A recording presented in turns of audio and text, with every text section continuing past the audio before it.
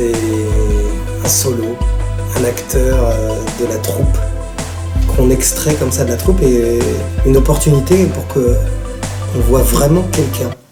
D'habitude on est une troupe, on est un peu interchangeable, un rôle tout d'un coup peut plus être assuré par tel acteur ou telle actrice, alors on se dit ah, tiens, qui est disponible, allez hop, t'y vas, tu te mets dans les pas de l'un de l'autre, et là voilà une idée d'Éric Ruff de dire non, ça tu vas faire ça, et il n'y a que toi qui pourra faire ça, et il n'y a que toi qui le fera comme ça.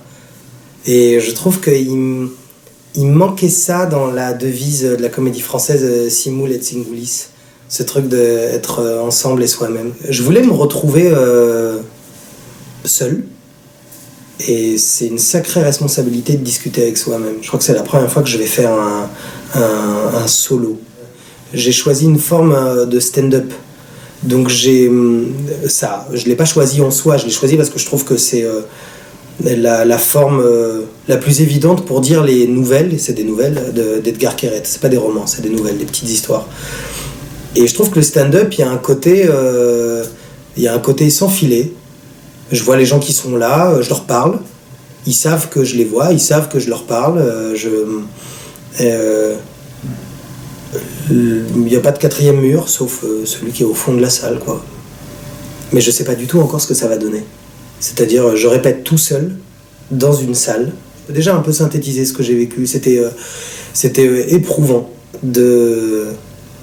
et très excitant de jouer pour la table. Le téléphone, le stylo. C'est les pires spectateurs. Les pires.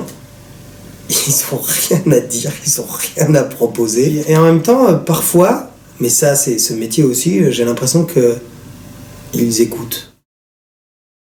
Il s'agit toujours de gens qui se demandent qui ils sont, qui ils aimeraient être, qui ils cherchent à devenir, et est-ce que l'image qu'on leur renvoie d'eux-mêmes elle leur satisfait, ou alors est-ce que ça les fragilise au point de se fondre dans l'idée que se fait la personne en face.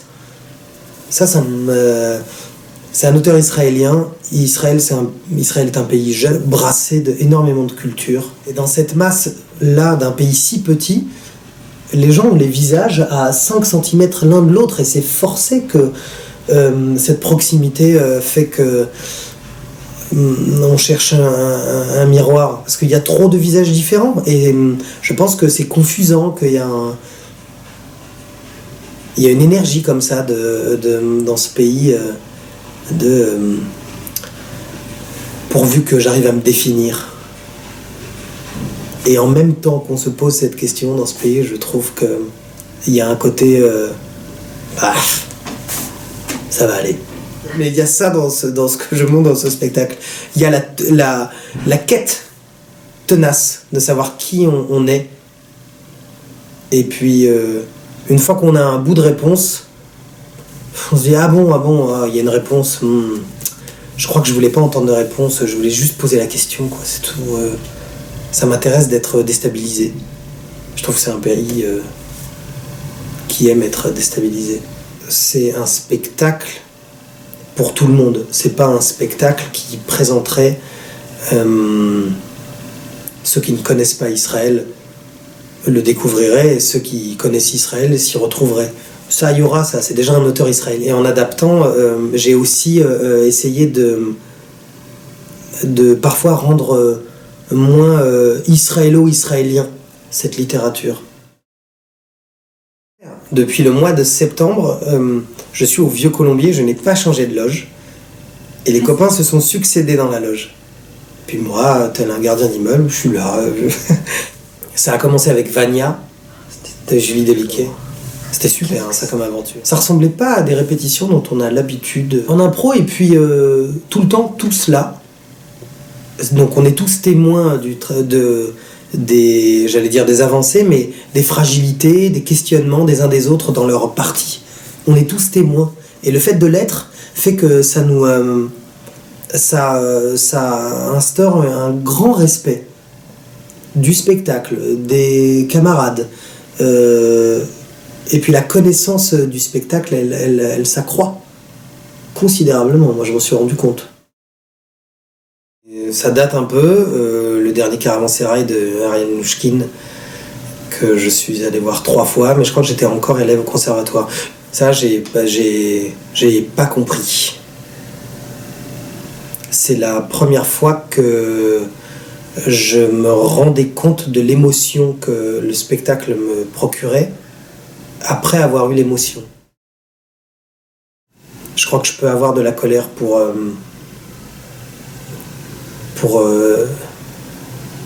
des gens qui sont méprisants envers les uns les autres, des gens qui sont injustes, que je vois. C'est des petites choses dans la rue, hein. Ça peut être